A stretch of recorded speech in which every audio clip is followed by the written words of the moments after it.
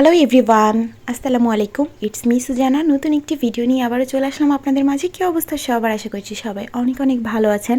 আজকে সকালটা শুরু হয়েছে আমার খুবই এক্সাইটমেন্ট নিয়ে, কারণ আমার বাসাতে আসতে চলেছে আমার খুবই স্পেশাল কিছু গেস্ট, আমার খুবই কাছের মানুষ। আর তার জন্যই সকালে অনেক সকাল সকাল ঘুম থেকে উঠে গেলাম। উঠেই আমি এখানে মাংসটা চুলায় বসিয়ে দিলাম। যেহেতু আমার স্পেশাল গেস্ট আসতে চলেছে, তাদের জন্য একটি স্পেশাল রান্নাবান্না না করলে কি হয়? একদমই না। তো আমি আজকে অনেকটা টাইম নিয়ে গরুর মাংসটা রান্না করব, খুবই যত্ন করে।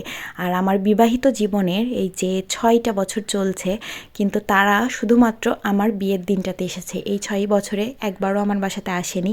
তো অনেকটা আসলে টাইম শিডিউল করে পাওয়া যায় না। তা কখনো তারা বিজি থাকে, কখনো আমি বিজি থাকি। তো এই করতে করতে আসলে 6 বছরে আর কারোরই সময় হয়নি। তো যাই হোক, অবশেষে তাদের দেখা পেলাম বা দাওয়াতটা করতে পারলাম, আর তারাও দাওয়াতটা গ্রহণ করলো, এর জন্য আলহামদুলিল্লাহ। তো এখানে আমি ডিমটা ভুনা করব। ডিম ভুনা বলতে ডিমের কোরমাটা রান্না করব। তো তার জন্য আমি হালকা একটু ভেজে নিয়েছি। অনেকে ডিমের কোরমাটা করলে ডিমটা ভাজে না, কিন্তু আমার কাছে ভালো লাগে না। একটু আমি হালকা করে হলুদ লবণ দিয়ে ভেজে নিই। আর এই যে আমার ডিমের কোরমাটাও প্রায় হয়ে গেল। আর এখন যেহেতু শীতের সিজন, তো এই সিজনে ফুলকপির সবজি হবে না এটা তো একদমই না, চলেই না। তো আমি ফুলকপি, গাজর সাথে আলু দিয়ে একটা সবজি রান্না করে নিচ্ছি। এটা খেতে কিন্তু অনেক মজা লাগে, সাদা ভাত, পোলাও সব কিছুর সাথেই ভালো লাগে। এদিকে আমার ছোট্ট মিহু অনেক কান্না করছিল, কারণ ও তো অনেক পিচ্ছি, ও একদমই একা থাকতে চায় না। তো ওকে কোলে নিয়েই আসলে রান্না বান্না কমপ্লিট করলাম। একটু কষ্ট হয়েছে, তারপরেও মনের মধ্যে অনেক ভালো লাগা কাজ করছে যে আমার সেই স্পেশাল মানুষগুলো আমার বাসায় আসতে চলেছে। আসলে নিজের মানুষগুলো যখন আসে তখন অনেক ভালো লাগে তাদেরকে আপ্যায়ন করতে, নিজে হাতে করে যত্ন করে খাওয়াতে, তাদের জন্য যত্ন করে রান্না বান্না করতে। এদিকে আমার খালা যিনি আমার কাজে হেল্প করে, তো খালা মুরগিটা সুন্দরভাবে কেটে পরিষ্কার করে দিল। খালা ছিল বলে আজকে আমার কাজগুলো আরও বেশি ইজি হয়েছে। খালা অনেক হেল্প করেছে, এমনকি আমার মিহুকেও অনেকটা টাইম দিয়েছে। আর এদিকে আমি মুরগির মাংসটা চুলায় বসিয়ে দিয়েছি। ফার্স্টে ভাবলাম মুরগিটা রোস্ট করব, কিন্তু তারপরে একটু ঝাল ঝাল করেই রান্না করে নিলাম। সারা বাবাও বারবার বলছিল। আর এই যে ঠিক সন্ধ্যার সময় চলে এসেছে আমার গেস্ট। তো আমার গেস্ট কারা?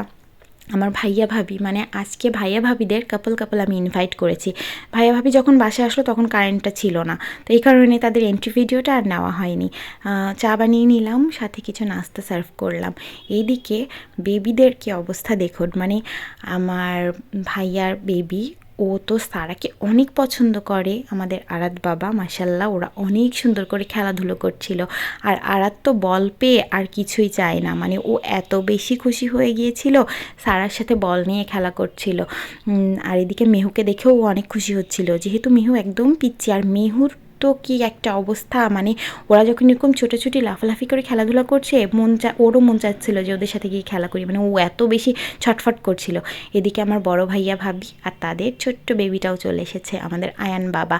আর এই যে ভাবি আমার জন্য আমার খুবই পছন্দের রজনীগন্ধা নিয়ে চলে এসেছে। ভাবি জানে যে এই ফুলটা আমি অনেক পছন্দ করি।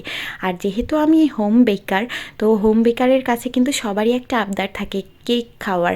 তো ভাবিরা ননদের কাছে আবদার করবে, এটাই স্বাভাবিক। ভাবিদের আবদার ছিল তাদেরকে একটা কেক বানিয়ে খাওয়াতে, তো আমি আবার ঝটপট একটা কেক বানাতে চলে আসলাম। আর এই যে বাসার জন্য ফাঁকিবাজি কেক, তো একদমই ডেকোরেশন করিনি, কোনো রকম শুধুমাত্র ওদের টেস্ট করানোর জন্যই আসলে বানানো।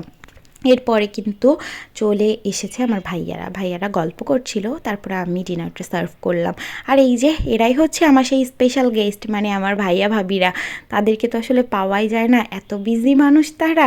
তো যাই হোক, ভাইয়াদেরকে খাবার সার্ভ করলাম, আর তারা কিন্তু খাবার খেয়ে খুব ভালো ভালো রিভিউ দিয়েছে। ভাইয়াদের অনেক ভালো লেগেছে আমার হাতের রান্না, আর তাদেরকে খাওয়াতে পেরে আমারও ভীষণ ভালো লাগছে। এই প্রথম যে ছোট বোন খুব যত্ন করে রান্না করে ভাইদের বসিয়ে একসাথে খাওয়ালো, এটা দেখতেও আসলে ভালো লাগে। এরপরে আমরা বসে গেলাম খাওয়া দাওয়া করতে, ননদ ভাবিরা মিলে।